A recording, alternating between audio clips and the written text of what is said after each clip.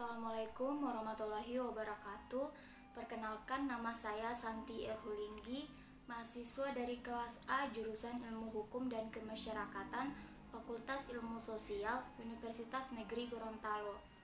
Baiklah, maksud saya membuat video ini yaitu untuk memenuhi tugas UAS dari mata kuliah Bahasa Indonesia.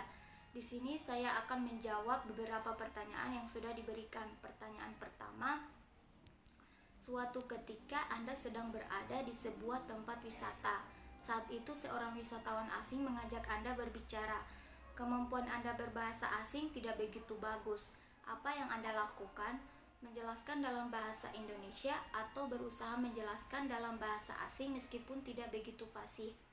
Kalau saya berada di tempat wisata, kemudian wisatawan asing mengajak saya berbicara, maka saya akan memilih untuk berbicara dalam bahasa asing meskipun tidak begitu fasih. Kenapa?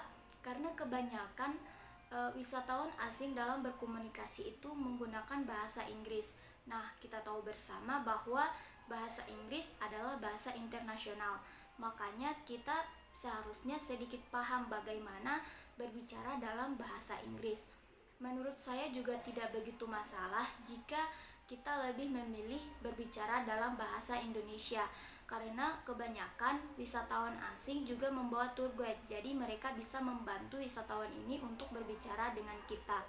Sekarang juga zaman semakin canggih, ada beberapa aplikasi yang bisa mendukung kita dalam berkomunikasi dengan orang asing.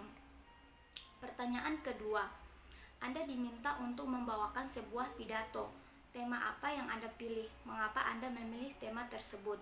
Jika saya diberikan kesempatan untuk membawakan sebuah pidato, maka saya akan memilih pidato dengan tema etika bersosial media. Alasannya adalah karena sekarang ini penggunaan media sosial menjadi kebutuhan masyarakat dunia tak terkecuali di Indonesia. Hadirnya media sosial ini tak dapat dipungkiri memangkas ruang privasi manusia. Jadi sekarang ini banyak pengguna media sosial tidak bisa memilah mana yang menjadi ranah privasi dan mana yang menjadi ranah publik. Makanya kita sebagai pengguna media sosial seharusnya lebih beretika lagi dalam menggunakan media sosial. Pertanyaan ketiga, menurut Anda mengapa diksi seorang penulis bisa mempengaruhi perasaan pembaca? Diksi ini kan adalah pilihan kata. Nah, jika dalam ceritanya seorang penulis itu ia menggunakan pilihan kata yang tepat, maka tentunya itu bisa mempengaruhi perasaan pembaca. Misalnya ketika saya membaca Wattpad atau cerita di Twitter yang namanya Alternative Universe.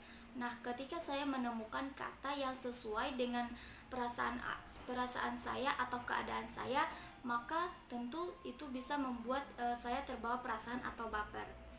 Nah, pertanyaan keempat, di usia Anda saat ini, apa yang ingin Anda capai 10 tahun lagi? Ceritakan.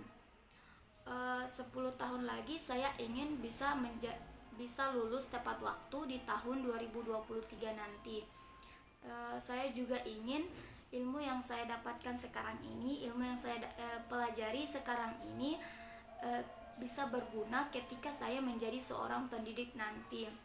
Dalam kurun waktu 10 tahun itu saya juga ingin saya bisa bertemu dengan idola saya. Tetapi karena ini tidak mungkin, makanya saya ingin setidaknya saya bisa berkunjung ke Korea.